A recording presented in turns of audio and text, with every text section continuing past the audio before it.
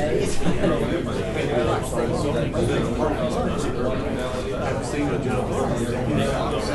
So try and combine it.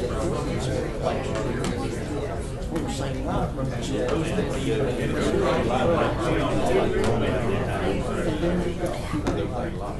So that it don't walk same piece on this.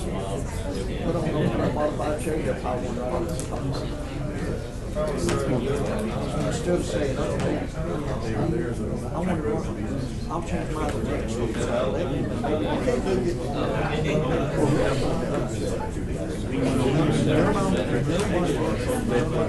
They'll sit down and talk to each other. Okay, we're doing it. First time it's like that.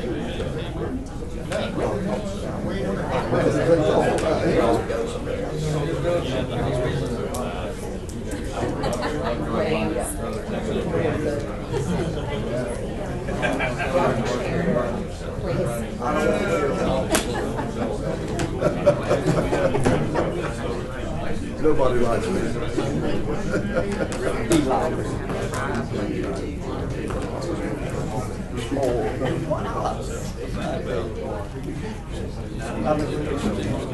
See that smile?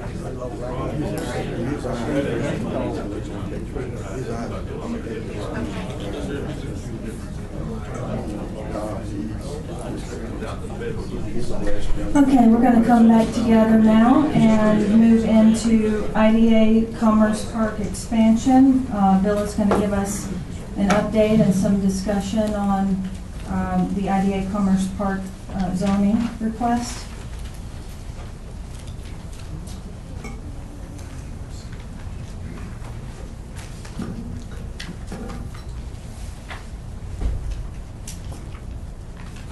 Bringing everyone up to date on the issue, we had filed a request before Hardee County Planning and Zoning to rezone the additional 104 acres to the south of the 160 acres that were previously acquired in the Commerce Park.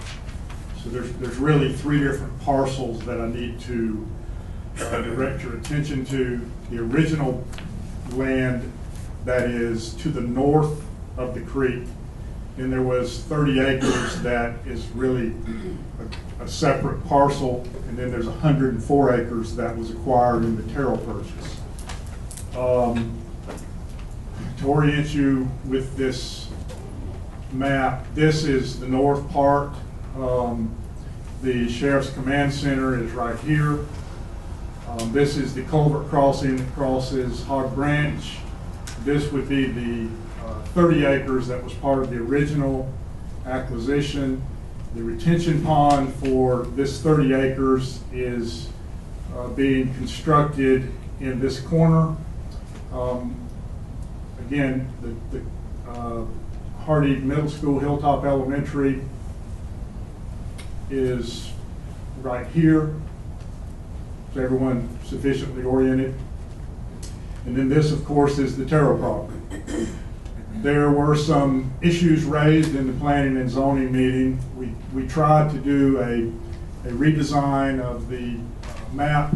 The original map basically had the road.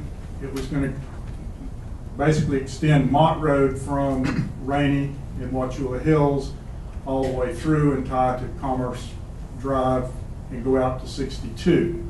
And then also another road would come off of the Mott Commerce Road.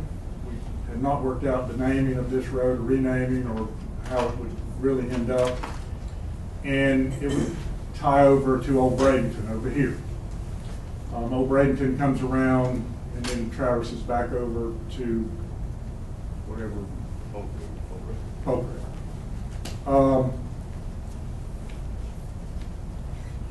So what we did is we terminated the connection, and this is more or less subject to your approval, rather than allowing the lots to be, they were all to be configured off of the Mott Commerce Park Road extension this way, and then off of this road that ties back over to Old Bradenton.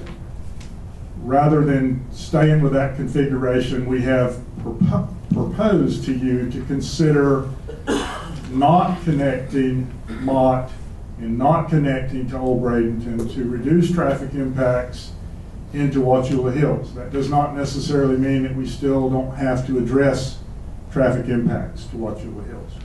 But if we do that, we certainly have made an effort to alleviate whatever anticipated impacts that would have negatively impacted the folks that live in these areas' lives.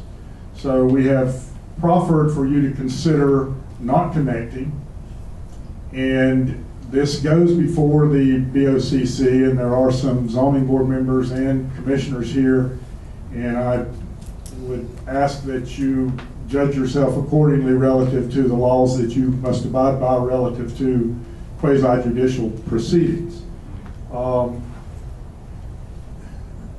I need some input from the board on whether you want to leave the original plan as was or to adopt this plan. This plan, I really like this plan. I think it gives us a better lot configuration. I do think in the future, if we wanted to come back and adapt and connect to Mott Road and connect to Old Bradenton Road, it would give us an ability to do that. If anyone's wondering about this little gray area here, this is the existing easement loop that goes to the house that is, there's two houses on the Terrell property, and this is one house out in the middle of the grove, and this little shaded area is the loop easement that goes around to there. It's our easement. It's not necessarily an easement that has to be kept in perpetuity. So I'm basically here today to ask you what your preference is relative to proceeding with the zoning request before the BOCC.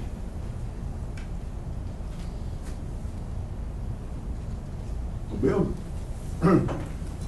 I'm not sure what the P&Z's problems were with it. So is this going to address the concerns they had or the residents had? I don't know. Okay. Yeah, I haven't been, I didn't go to the meeting, so I don't know what all the, what all the reasoning was, and if it doesn't, then I don't know. Bill, would it be appropriate to have, I think we have the P&Z chair, would it be appropriate to have him, speak to what the thoughts or concerns were, why they denied the request? I don't object to that unless there is some legal reason for it not to. I'm fine.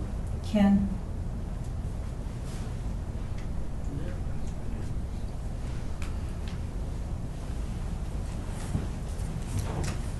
I would caution that, this is your meeting. You can take public comment.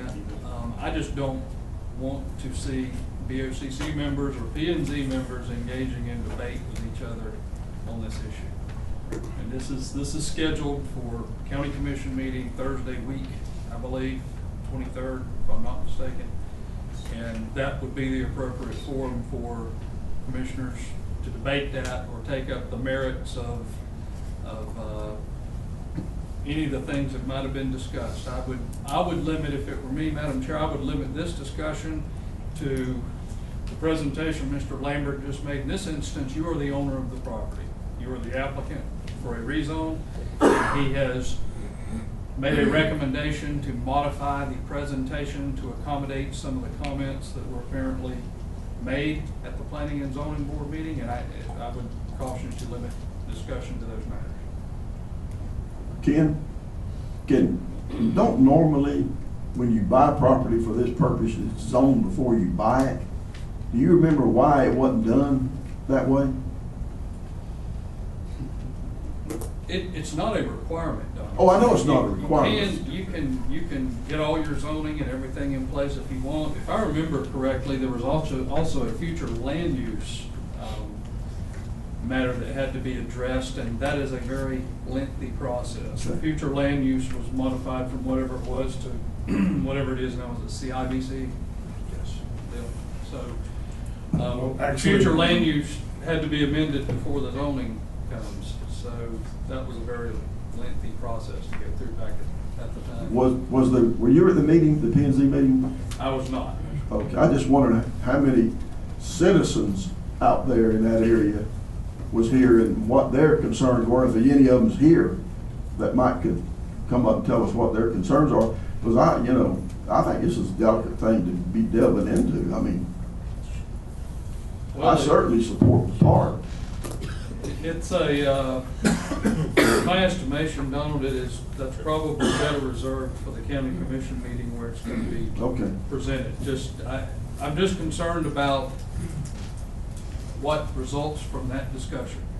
We have planning and zoning members here, we have county commissioners here, and a blend between quasi judicial rules and sunshine rules makes for a sticky pot Yeah. in which to operate. Well, what I was thinking, Ken, was that maybe we could look at if all the parties involved would agree to let us zone half of it or 2/3 of it now and kind of stay away from the part that may be a problem and kind of deal with that, later, but maybe that's not a possibility. I wasn't present at the meeting. I don't really know what the issues were. I take it from Mr. Lambert's presentation that transportation was one of them for traffic impact. Transportation and some of the people in the area did not want to be forced to hook up to water and sewer. We obviously have had no intention of ever, at least I would have no intention of trying to make that happen, so. Those weren't the only issues. Time's there. My recommendation to you, Madam Chair, is that those issues are really better reserved for the county commission meeting, and then everyone can,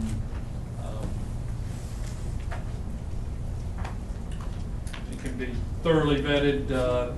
Everyone can speak to their concerns, and the process has begun and should conclude the way the code defines it. The only, my position is that I'm just seeking some guidance. We filed a plan that you had previously looked at and approved with planning and zoning. It has been turned down by the planning and zoning board. The process works in that it then goes to the BOCC. The BOCC can approve that plan as submitted and override the planning and zoning board, or they can concur with the planning and zoning board. I have simply come back and given an alternative to be considered as a compromise as the commission does their debate. All I can ask you to do today is to allow that compromise that's on the board to also be considered as a resolution to the problem. If it doesn't sufficiently address the problem, then I'll have to come back to you with some other modifications. Really, there are many solutions. Even what you proffer may very well be a solution. I don't know until we go through the balance of the process.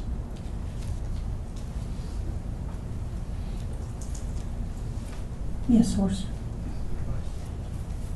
Going to the commissioners, the problem is, here we have an opportunity to get the people that know stuff about it to tell us about it so that we can think about it, so that the public can hear it. In front of the commissioners, there's a 5-minute rule, and that limits, or 3-minute rule, and that limits any kind of information gathering, and it shuts the public out. And that's a procedure that's normally enforced joyfully at times. And I'd like to hear more about what's available right now, because the people that we've got a crowd that's like never seen before, and I think they're interested. They need to be represented with regard to this, in my opinion. I have a question on a different matter. How does this impact the monies that we have already spent in developing, the culvert and the Commerce Park to support those expansions? The culvert crossing was necessary to get to the additional 30 acres. that expense was roughly $105,000. The balance of the money that has been spent so far on the park is really related to the designs that you see today. The retention that is permitted is only 3 acres. It will take approximately 8 acres in that area to handle the master retention plan, and then there's 2 other spots that will eventually have retention areas constructed, and that's all determined by the topographical layout of the property. So again, there's 1,000 different outcomes that can happen with this. We could say, you know, we're going to stop at the 30 acres and just develop that and abandon the expansion of the balance of the property and sell it and find some other property somewhere else. Or we can continue to find a compromise that meets the needs and concerns of everyone involved. We're the applicant, and the process runs through planning and zoning and ultimately rests with the Board of County Commissioners. I don't think any of us want to put them in a cumbersome position in making this decision, so I've simply tried to give you an alternative layout for the property so that if in their debate they would like another alternative, it's there. If this alternative is not sufficient, if you don't want to present it, if you want to stick with the original plan, I'm good with that too. I'm just trying to be expeditious in how we handle the matter. So are there any cost issues related to changing the plan? Hadn't the county already spent money in development of supporting the roads toward this plan? I don't think there's any significant amounts. I can't really answer that question right now, but I don't think it would be a significant amount of money to affect the decision-making at this juncture. If we continue down the path, it certainly can become significant, but I don't believe it is right now.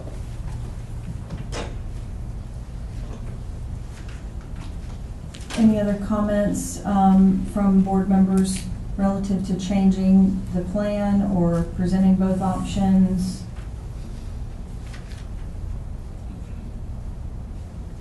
Are we gonna vote on something? Is that what we're gonna do? I don't know Looking for that advice from the board. Huh? I'm looking for advice from the board. the matter will automatically go before the county commission, so I don't know that it's, you know, Unless something we- Well, that- I don't mind making the motion to go along with Bill's plan As an alternative. as an alternative, yeah, well, then we can vote on that. So to essentially provide both plans? Yeah, to give the commissioners something to go with, Procedure. if they wanna go with it. Procedurally, though, I don't think we can modify the plan. Sure you can. We can modify that plan? The hearings before the BOCC and these zoning matters are de novo, is what they're called, which means certainly applicants modify their applications based on comment they get at planning and zoning, and you sometimes see something that's a little bit different based on the feedback. So our hearings at the level before the BOCC are legally, meaning they're new. So you can present things that weren't presented before the planning and zoning board applicants. We try to discourage that, and oftentimes on the big matters like the mining things, that's why we hold the joint hearings, so you're not getting 2 different presentations to 2 different bodies and having major applications modified in between, so that the recommendations coming from the lower level are on a whole different matter than what the BOCC is hearing. So practically, we've tried to discourage that practice, but it's done frequently, and modifications like this in the form of an alternative are certainly acceptable. They're not, it's not a wholesale amendment, it's presenting a new option. I would like to make one other comment that I think may be material to your thought process. We have anticipated in the original plan that we would connect all the way through on Mott and then connect to Old Bradenton, as I previously stated. The costs and who bears the costs of Mott need to be addressed. Mott is a county road. It stops really at the entrance to the Terrell property. And I'm a bit concerned about who bears the cost of improving Mott.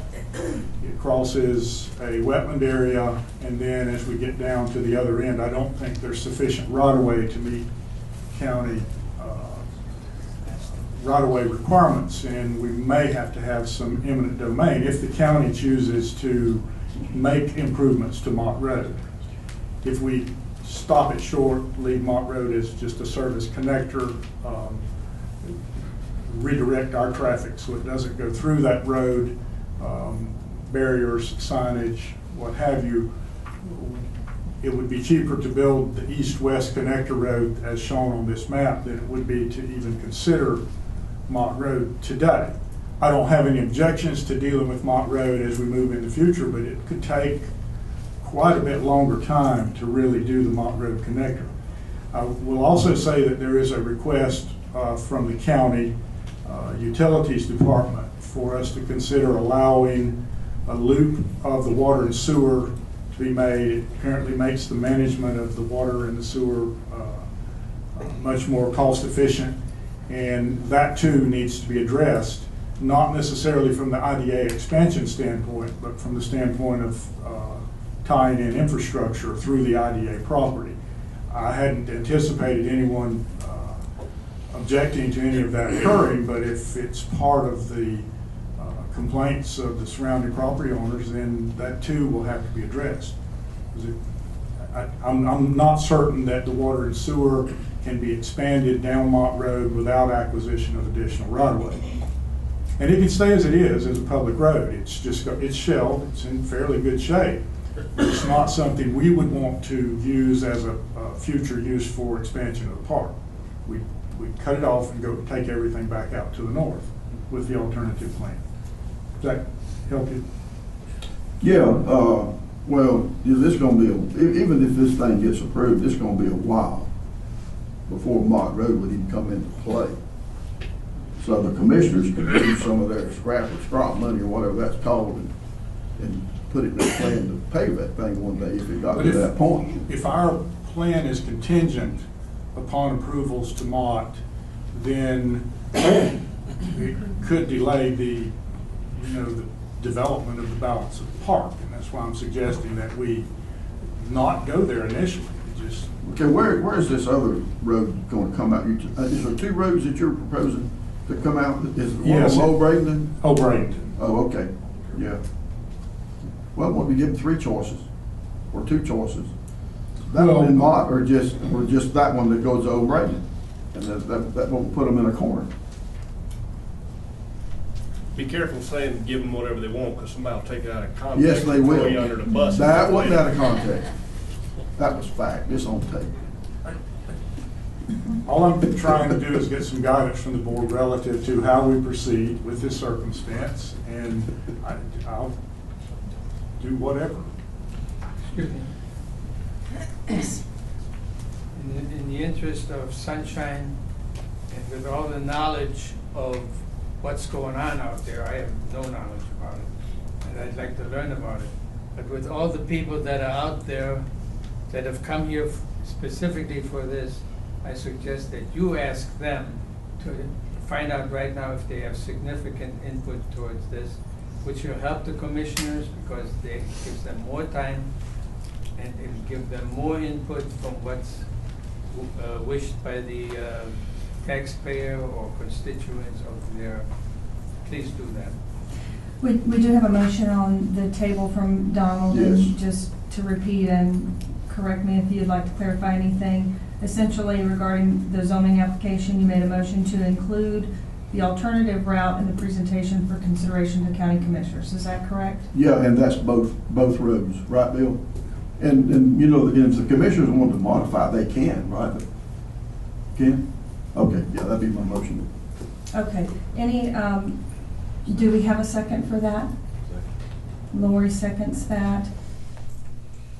Any other discussion from the board? What, the idea, instead of looping the whole thing, what if we built the road just right through the middle of it, Bill? Saving dollars as far as parking, The lot configuration became fairly inefficient because the width of the property made for very large lots.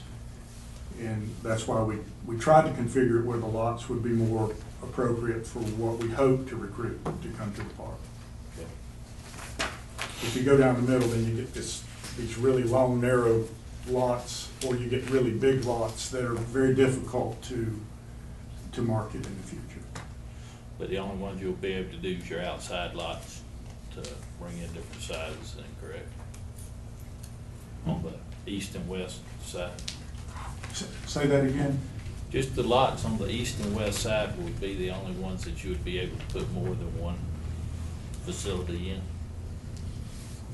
No, we could do that with any of them, or we could combine two lots. We just have to do subdivision plat revisions when we do that.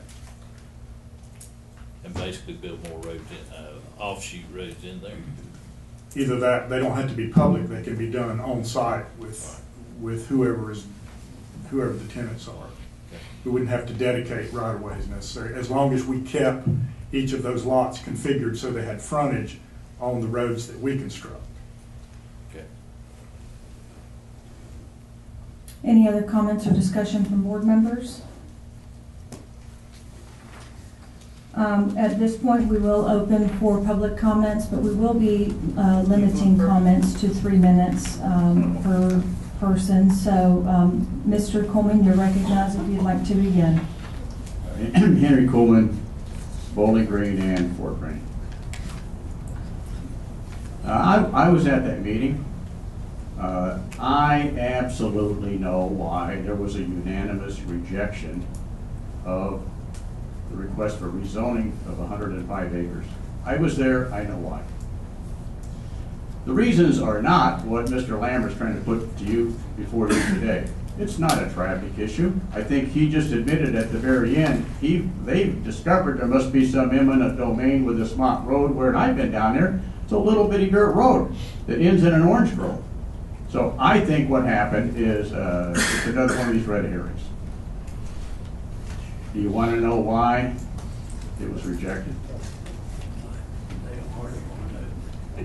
The primary reason is because all that property around there is zoned farm residential except for 118-acre parcel right next to where all those people live on the west side that's zoned R3, multifamily. It was changed to R3 for a good reason, so that people could maybe have apartments, places to stay, people that can't afford to move up to their own houses. All the rest is farm residential, which allows you to build a single-family home on a piece of property. All the property around that area, 105 acres on all sides, is farm residential. There's an elementary school over there. All of that is the way it is. Now, do you want to know why they rejected it? Do you want to know why there were many Hispanic families at that meeting showed up? He never mentioned that. The reason is they're very concerned about, one minute they got an orange grove, and Orange Grove has sit like that for 5 years since they bought this property without doing anything about it. Dewey Terrell, when they bought the property, they didn't rezone before like anybody else would. They let it sit as an orange grove. And now that is in what they call people's backyard. People live all the way around that thing. Now what they want to do, what Mr. Lambert wants to do, is he wants to change this to CBIC zoning, which is another way of saying blank check. Anything goes, chemical plants, fertilizer plants, packing plants, anything, heavy industry, light industry, commercial, business, anything goes. Mr. Kelly right here put it in the newspaper. Once this is passed, even though you say it's going to be baby steps or you made your special exceptions, that's all BS. 3 votes, 3 commissioners. Anything goes zoning. Now, when they made the Final comments, Henry, please. Okay, thank you.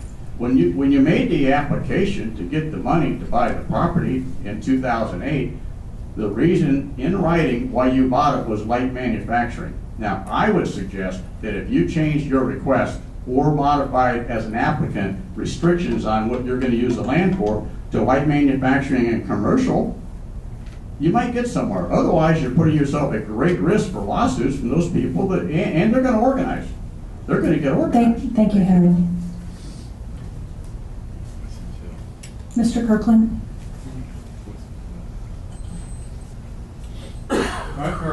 agreement. I don't know as much about it as everybody, but I've done a little research on it. And I see it like this, and you're just gonna have to accept my words and my opinion. The issue that you're trying to camouflage is just what Mr. Coleman told you. It's the type of zoning you're trying to get where you can put another garbage, WGP, anything you want to on there. And we've seen a good example of your work. There's a fertilizer plant down there that you called Plant Food, and there's all kind of different names, got it in there. You knew what they were. They're a chemical plant. They mixed a lot of chemicals and stuff. They destroyed the water out there. The public paid for it. Then you go and break the Mosaic Agreement and build a sheriff's department beside it. But you built that water plant when the statutes say it's the responsibility of the project owners to take care of their own infrastructure before you even accept them as an applicant. Thank you. Thank you. Any further public comment? Yeah, I've got. Yes, Mr. Terrell.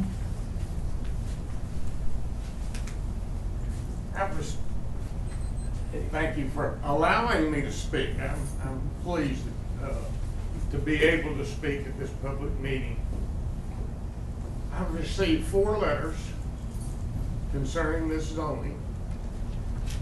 And I come up here and it doesn't say in any of the letters where I'd be limited to 3 minutes if I had more to say than that.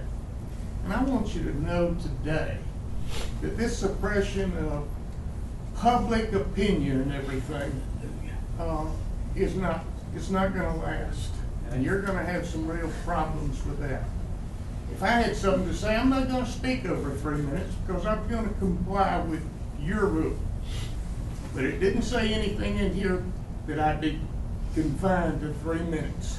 I have no problem, whatever you want to do over there. I'm an adjacent landowner. I lease part of the pasture right there. Mr. Kelly's and then put in their paper that that property was, Terrell property was bought from me.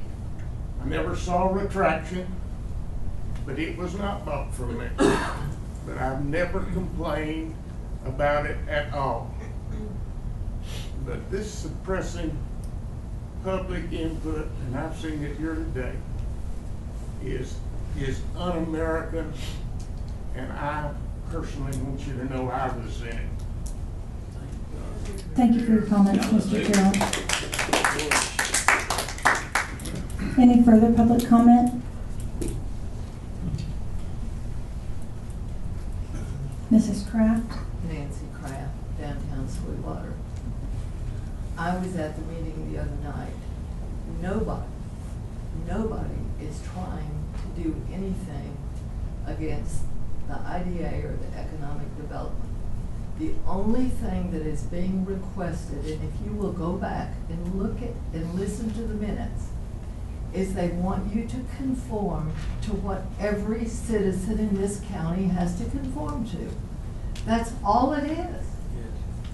And you all are, have you all had a workshop on this development? That's a question. We presented the plans for board approval, yes, we did. No, has these people sitting around this table had a workshop? You are asking them to make a decision on half of them don't even know what we're talking about. And that's wrong. Why would you say that? Why would you say half of us don't know what you're talking about? Because they You just don't. pull that out of the sky? No, I'm not. I'm not. By the things that he was saying, presenting, is the first time part of y'all are hearing it for the first time. I'm not trying to get up here and be ugly and argumentative, but be fair to your members too. They need to be informed.